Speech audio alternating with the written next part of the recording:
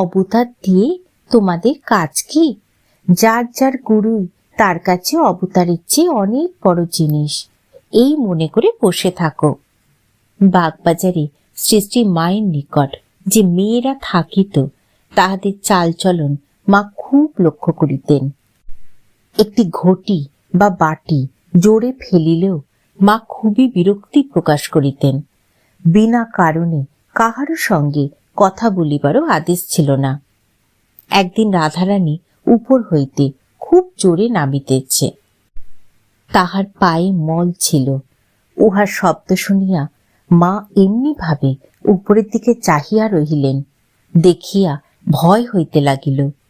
রাধু আসিতে মা বলিতে লাগিলেন, রাধি, তোর লজ্জা নেই? নিচে সব সন্ন্যাসী ছেলেরা রয়েছে, আর তুই মল পায়ে পড়ে উপর থেকে দৌড়ে নামছিস। ছেলেরা কি ভাববে বলতো? তুই পায়ের মল এখনই খুলে ফেল। এখানে ছেলে মেয়ে যারাই আসে তারা তামাশা করার জন্য আসেনি, সকলেই সাধন ভজন করছে।